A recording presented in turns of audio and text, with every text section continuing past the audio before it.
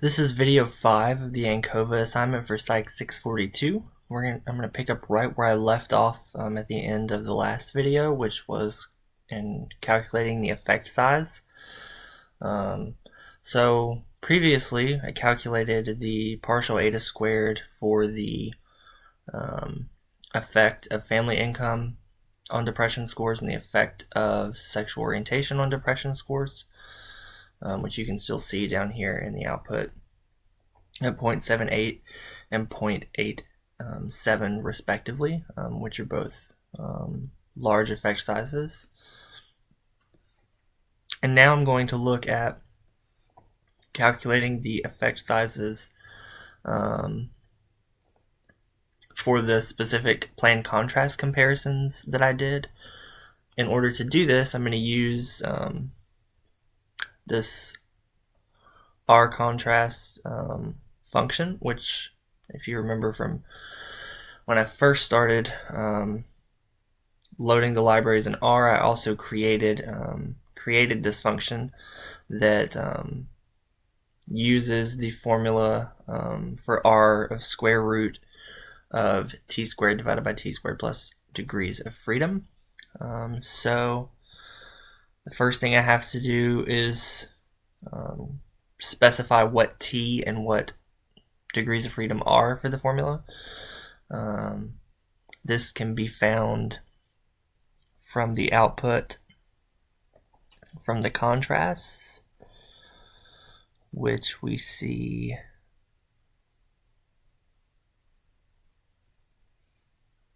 right here. So the t's are in this column here. So negative 13.915 for the effect of the covariate, 9.799 for the overall effect of the comparison between sexual minority and heterosexual groups, and then 16.473 for the t-value for the comparison of bisexual versus homosexual individuals or groups. And then the degrees of freedom is the sample size, which in this data set was 60, minus the number of predictors, which in this study is 3, and then minus 1 gives you the degrees of freedom. So then I will execute the R contrast function for t in degrees of freedom and run that,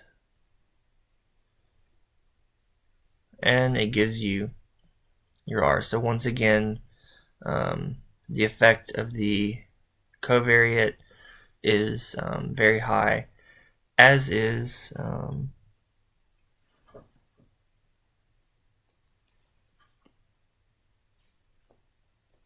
the effect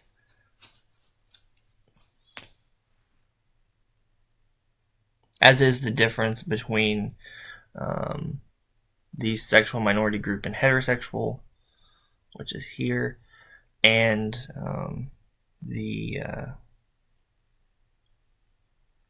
bisexual versus homosexual, which also both represent large effect sizes. Now that we have all of the results of this analysis, I want to check a few more assumptions, which can be done now that the model has been created. So the first thing I'm going to do is use the plot function in order to visually test whether there's a normal distribution of the residuals, and that specifically is going to be using a QQ plot. And then I also am going to look once again at kind of the homogeneity of variance stuff to see if there's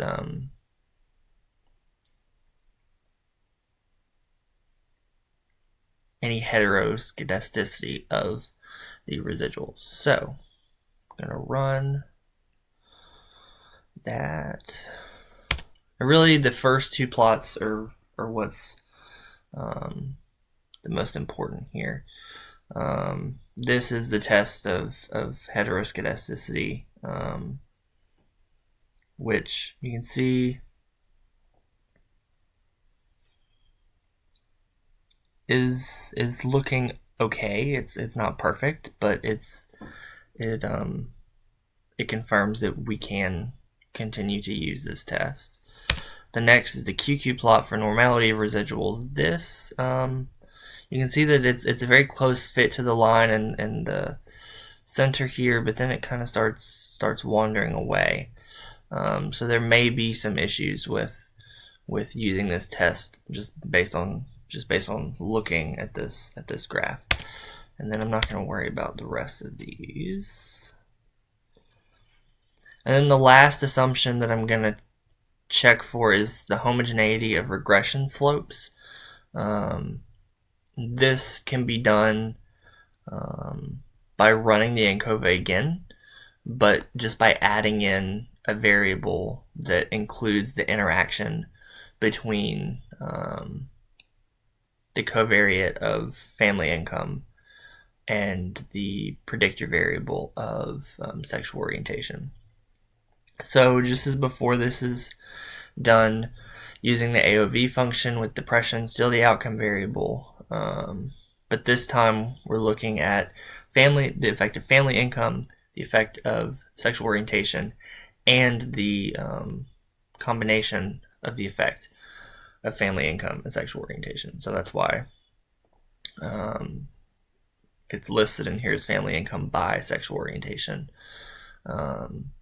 It'll look at all three of those things when written in this format. So I'm going to go ahead and run that to create that object, to specify that model. And then once again, I'm using the type 3 sums of squares. So I'm going to run the ANOVA function to show that. So unfortunately, you can see here that the interaction effect does come up significant, which means that I really should not be using ANCOVA to run this analysis, because it violates the data, violates the assumption of homogeneity of regression slopes. So some potential ways to combat this problem would be to use the more robust version of the ANCOVA, such as Wilcox methods for that, or to potentially use a different test, so possibly using regression to look at these relationships, potentially, rather than the ANCOVA. But based on this, ANCOVA most likely won't be the best way to look at this. There's going to be problems with the results of the analysis and how you can use the results of that analysis to make inferences about your data. So now that this is done, I want to take the time to look at the write-up and explain where the information in the write-up came from out of the statistical output. So I have them kind of side by side here. Let me see if I can get this a little bit better. There we go. So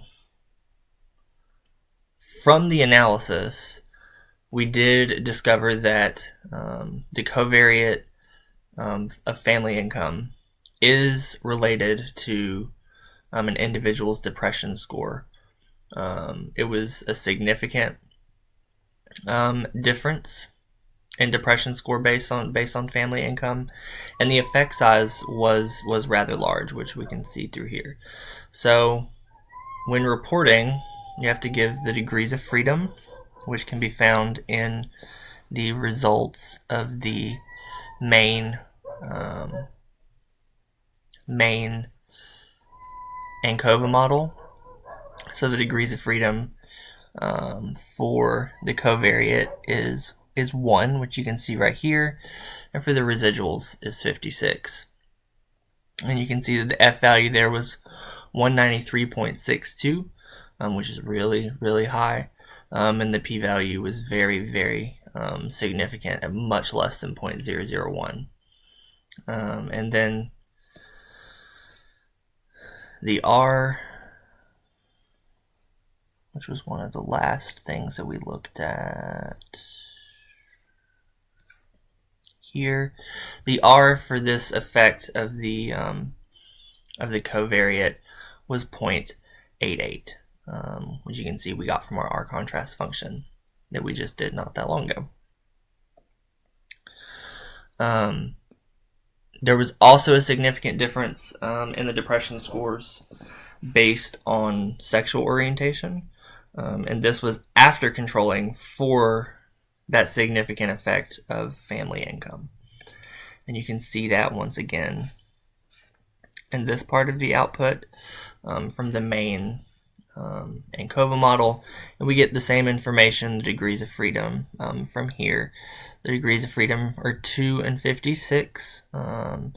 The F value is 185.15, which once again is very high, and the p-value is very, very significant. So we also calculated the partial eta squared for this, which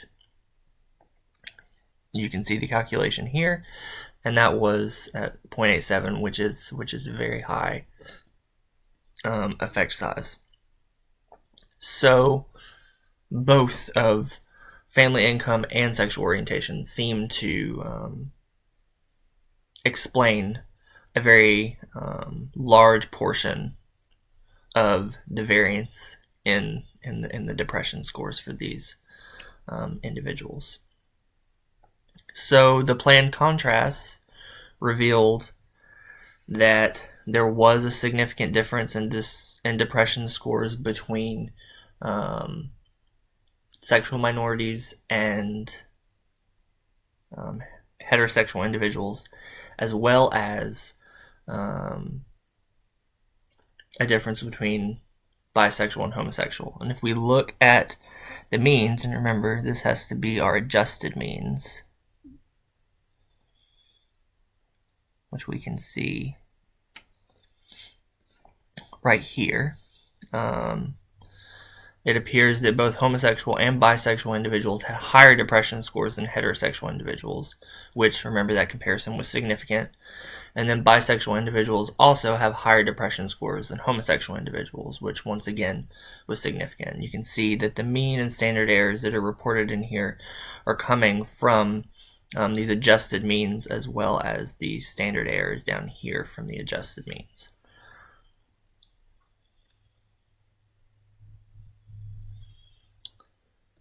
The significance tests are shown in the results here with the t-scores for each of the comparisons, which can be found here in the output from running the planned contrasts. And you can see here that it has the t-value as well as the p-value, and the degrees of freedom down here, 56 degrees of freedom. So we found that the t-value for the interaction between heterosexuals and sexual minority groups is 9.80, with a p-value of much less than 0.001. And then the